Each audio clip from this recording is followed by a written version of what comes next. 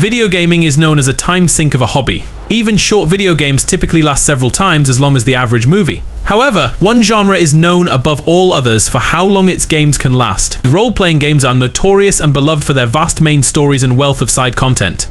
Most RPGs take dozens of hours to finish, particularly for more completionist players. However, some go above and beyond with how much content they provide.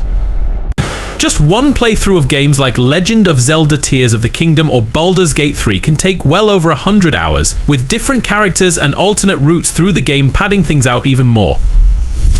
The Legend of Zelda Tears of the Kingdom doubles down on the infamously vast The Legend of Zelda Breath of the Wild's design.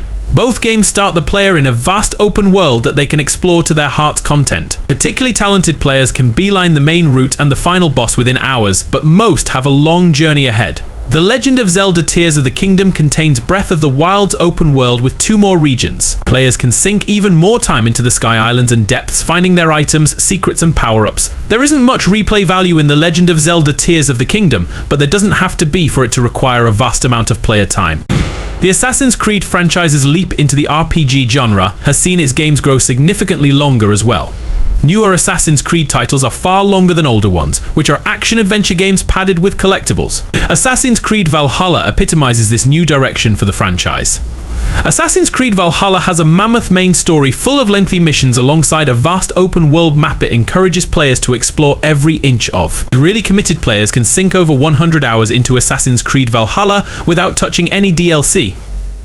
Most Dragon Age games aren't overly long by RPG standards. However, Dragon Age Inquisition has an infamous amount of padding that stretches the game out significantly.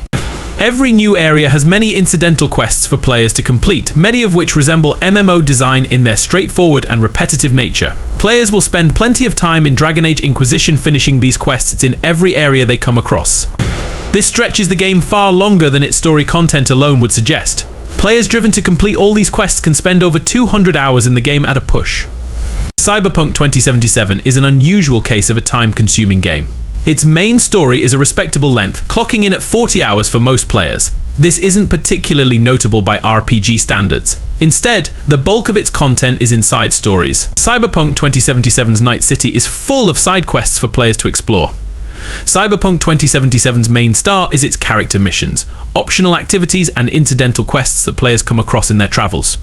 The players miss out on the game's best content and a significant chunk of its appeal with these. If players go out of their way in Cyberpunk 2077, they'll easily lose over 100 hours to it.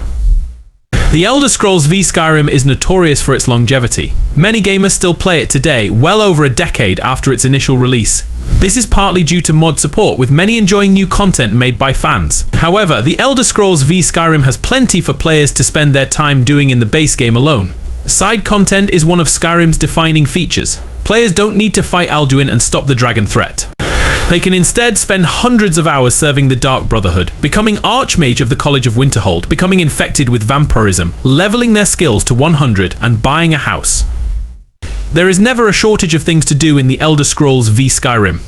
Part of Pathfinder Kingmaker's length is due to its system. It adapts the Pathfinder tabletop RPG, where making a character can be every bit as much fun as playing one. Races, classes, archetypes, feats, and more present thousands of different ways to play. Pathfinder Kingmaker is a game that begs to be replayed, extending the experience significantly. However, there are few quick ways to play Pathfinder Kingmaker even once. Its story spans from 1st level to 20th, with plenty of content to help players skyrocket in power. Even straightforward Pathfinder Kingmaker playthroughs can last close to 100 hours, and that's without making another character to play it again.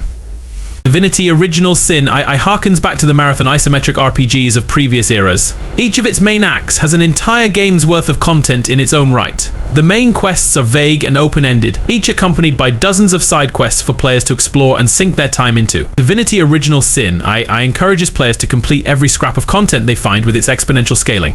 Players who skip side quests risk falling behind and staying there.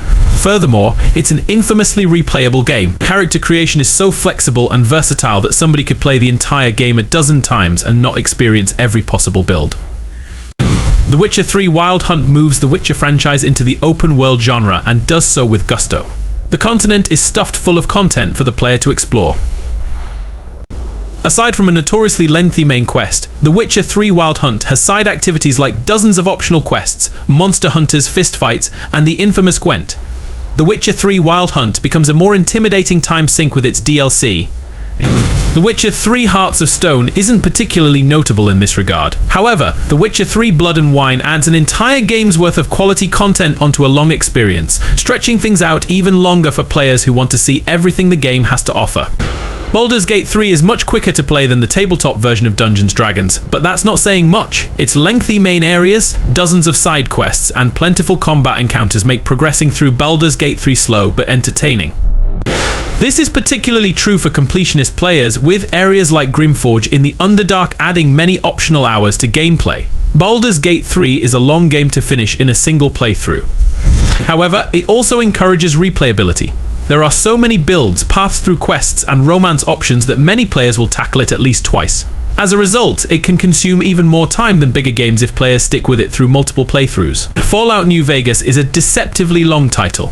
A single playthrough won't cost a player too much of their time. It has more focused design than Fallout 3 or Fallout 4, with less of its charm being hidden away in a vast open world. However, Fallout New Vegas has significantly more replay value than other titles. Fallout New Vegas has 4 main routes through the game, each of which gives a very different experience. Players who want to experience the game to its fullest have to enjoy 4 playthroughs. Even if they don't commit to seeing everything on each playthrough, this causes playtime to balloon significantly.